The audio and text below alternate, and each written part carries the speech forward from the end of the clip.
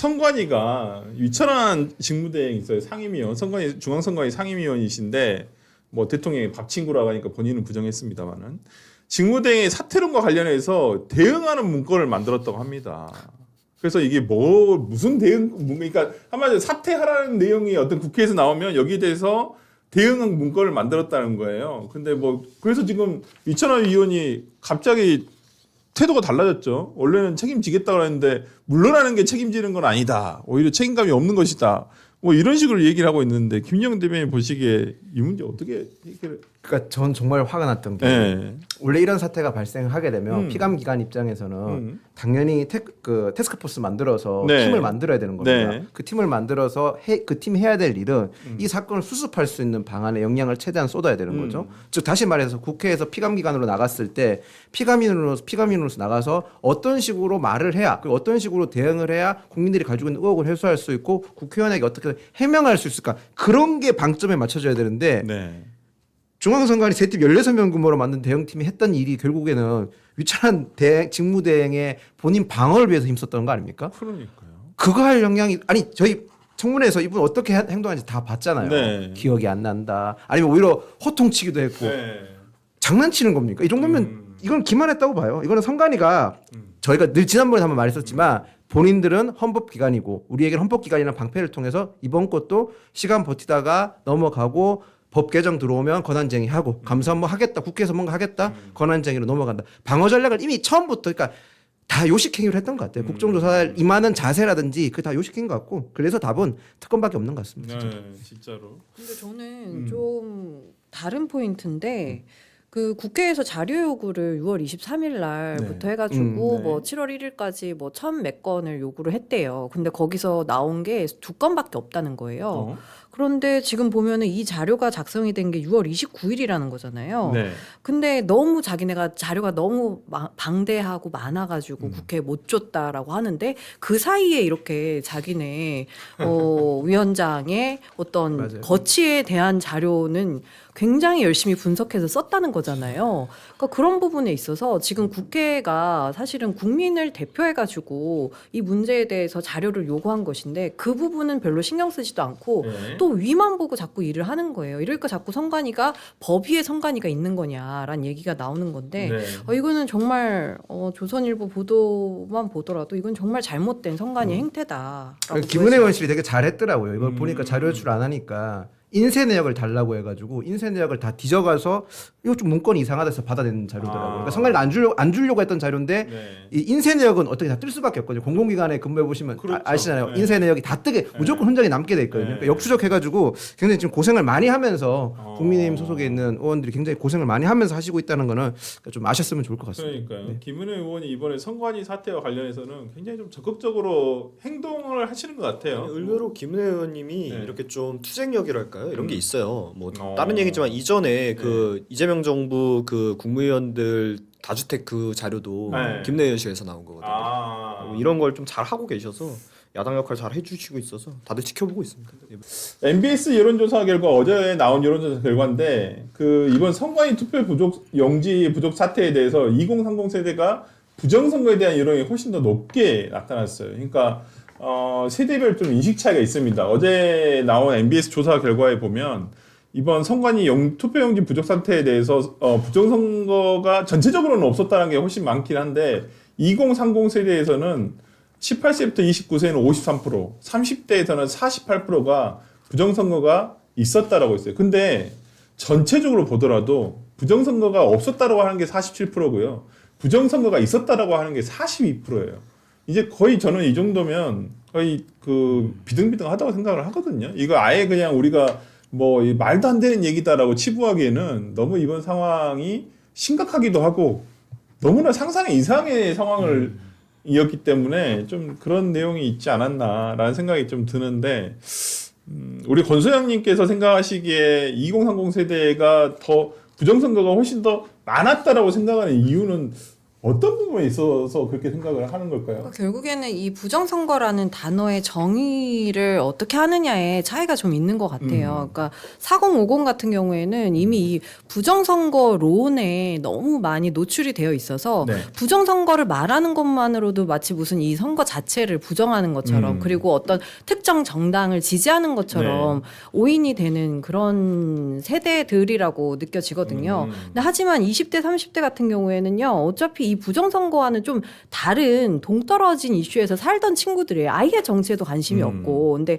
그 친구들이 느끼기에는 이렇게 그냥 투표용지가 부족했다라는 것만으로도 네. 선거가 옳지 않았다, 부정이다라고 느끼는 것이죠. 그래서 이 친구들, 그러니까 2030에서는 아, 이게 부정선거였다, 부정선거가 있었다라고 평가를 하는 거죠. 아까 저희가 얘기했듯이 뭐 부정선거론자들이 말하는 뭐 부정선거의 뭐 어떤 이슈라던가 그런 걸 떠나가지고 그냥 참정권 자체가 침해가 됐다면 그거 자체가 부정선거라는 것이고, 그러니까 아까도 저희가 얘기를 했지만 이 그 최보윤 의원이 가져왔던 그 자료를 보면은요, 원래 0표를 받았던 뭐 정당이 3표를 받는다거나, 그러니까 이 기입이 잘못함으로 인해서 아예 당의 존재 가치가 달라지는 경우도 있었던 거예요. 네. 그러니까 그런 부분에서도 저는 충분히 부정선거라고 여겨지는데, 다만 여기서 이제 분노하는 포인트는 그건 것 같아요. 그러니까 그동안 부정선거라고 이제 현장에서 이제 문제 제기를 했던 일반인들, 국민들은 막 난동을 부리는 그 순간에 경찰에 잡혀가가지고 처벌도 받고 이렇게 했죠. 네. 근데 중앙선관위나 뭐 서울선관위, 송파선관위 같은 경우에는 이렇게 잘못한 게 드러남에도 어떤 처벌의 수위는 알려지지도 않고 그냥 아, 저희가 잘못했습니다, 잘못 기입했습니다라고 하면 그냥 끝나버리는 거예요. 네. 그런 게 굉장히 공정하지 않다 보니까 점점 이 부정선거 여론에 20, 30대들이 같이 동조를 하고 있는 거죠. 왜 저들은 똑같은 처벌을 받지 않느냐. 그러니까 그런 의미도 좀 이 여기 여론조사에 좀 녹여 있는 것 같습니다. 신조 대변인 생각에는 어떠세요? 가장 그래도 2030과 가까운 세대 가까운 나이니까. 30대잖아요. 아, 맞네. 2030은 사실 공정의 가치에 굉장히 큰 비중을 네, 둡니다. 네. 그 공정이라는 가치가 훼손된다면 네. 굉장히 분개하는 성향이 강하죠. 그것이 저는 옳다고 봐요. 네. 근데 이 문제에 있어서도 평등 선거라고 하는 1인 1표라고 하는 그 원칙이 어떻게 보면 어겨진 겁니다. 네. 나는 투표를 하러 갔는데 투표용지가 없어서 내가 당연히 누려야 될 권리를 행사하지 못한다라는 측면에서 굉장히 화가 날 수밖에 없는 것이죠. 네. 근데 그러한 것들과 관련해서 향후에 선관위가 보였었던 여러 행태들 자체가 국민 신뢰를 담보하지 못하는 경향이 많았기 때문에 이 사안에서는 당연히 부정선거가 있었던 것 아니야라는 의심을 많이 사게 될 수밖에 없는 것이죠. 게다가 선관위가 뭐 잘못 입력한 사례들이 계속해서 지금 나오고 있는 상황 아니겠습니까? 이번이 처음이 아니고 아까 말씀드렸던 것이나 뭐 다른 교육감 선거라든지 이런 다방면으로 그렇게 잘못 입력된 경우가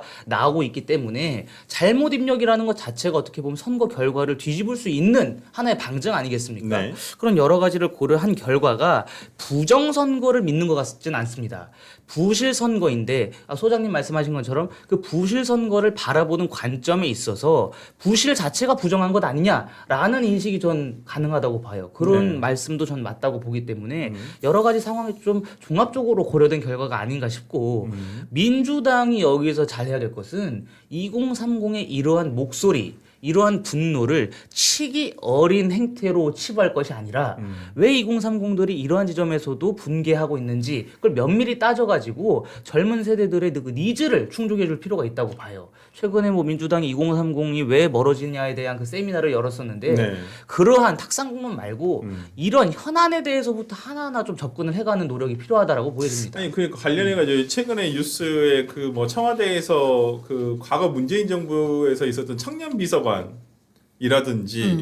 뭐 아니 저 윤석열 정부에서 네. 청년 보좌역을 청년 보좌역. 신설을 네. 했고 네. 그것이 지금 몇 개 부처에 남아 있는데 그것을 네. 확대하겠다라고 얘기를 했습니다. 그랬어요? 그건 윤석열 정부에서 시작된 겁니다. 예. 아니 근데 그 그런 전에도 있었죠. 청년 비서관이라고. 청년 좀 비서관도 다른 거예요. 있었었고. 청와대 안에 있죠. 청년 청와대 비서관은 안에. 청와대에서 그 그렇죠. 박성민 맞아요. 최고위원만 예, 했고 예, 이건 예. 각 부처에서 청년 보좌역을 청년 보좌관 선정하는 거기 맞아요. 때문에 예, 다릅니다. 근데 이것도 있고 무슨 또 청년부를 신설한다는 얘기도 있었어요. 뭐 한때 부처를. 예, 부처 자체를 하나 해서 맞아요. 청년부 장관을 뭐 하겠다는 이런 게 의미가 아니 근데 그러니까 그 저도 어떤 공감을 하는 게 네. 노력을 하는 건 알겠는데 네. 그게 결국에는 그럼 정말 그 자리에 올라가는 친구들이 지금 20, 30대 일반을 대변할 수 있는 그런 정서를 가진 사람들이 올라간다기보다는 기존에 그 자리를 줄 수 있는 결정 권한을 가진 인사 네. 권한을 가진 사람들에게 잘 보인 사람들, 친했던 사람들, 그 사람들의 입맛에 맞는 이야기를 하는 사람들이 가는 경우가 대부분이에요. 네. 물론 그 사람들도 뭐 가서 조금은 기성세대의 민주당하고는 살짝 다른 얘기를 하기도 해요. 네. 근데 막상 정말 첨예하게 대립할 만한 사안이 있을 땐 진영 논리 따라가는 사람들이 임명된단 말이에요. 그러니까 그게 아까 얘기한 것처럼 청년 비서관 자체는 문재인 대통령 때도 있었던 거잖아요. 보좌관은 네. 좀 다른 거지만. 그러니까 그런 자리가 없었던 게 아니에요. 그런데 왜 민주당이 청년들에게 선택을 받지 못했느냐. 그 자리에 올라가는 사람들이 거기에 가서 청년을 대변하지 않았기 때문입니다. 실제로 제가 이제 그런 자리에 올라갔던 국민의힘 사람이든 민주당 사람이든 알고 지내고 친하게 지내는데 사석에서 만나면 이 사람들도 같은 세대인 만큼 그런 문제의식에 대해서는 굉장히 결이 같아요. 근데 같으면 뭐 하냐고요. 막상 공식적으로 그거에 대해서 본인들이 이야기를 할 때는 자기 윗사람들 들이받지 못한단 말이에요. 그런 사람들만 앉혀놓다 보니까 이런 자리를 확대하는 게 청년들이 봤을 때는 그래 우리한테 이런 자리를 줘서 우리한테 이야기를 들어주려고 그러는구나 라고 느끼는 게 아니라 자기들 말 잘 듣는 애들 몇 명 앞세워가지고 청년들은 사실은 이래라고 이렇게 약간 왜곡하려고 하네. 자기네들 입맛에 맞는 목소리로 바꾸려고 하네. 하고 네. 오히려 더 안 좋아해요. 그러니까 저는 이런 시도가 뭐 안 하는 것보다는 낫다고는 생각하는데 소용이 없다. 이게 정말 유의미한 성과로 나타나려면 본인들 입맛에 맞는 그냥 나이만 젊은 청년이라는 사람들을 앉혀놓을 게 아니라 네. 정말 청년의 일반 정서를 대변할 수 있는 사람들을 그 자리에 앉혀놔야 된다.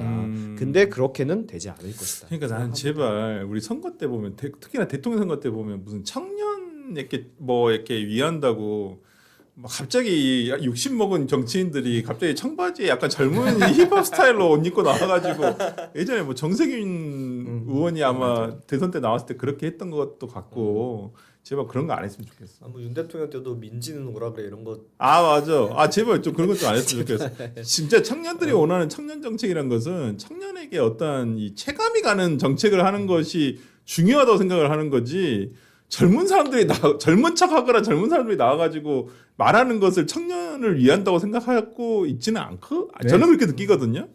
근데 꼭 정치권에 보면 꼭 기획할 때 꼭 그런 걸 기획하더라고. 내가 이해가 안 되는데.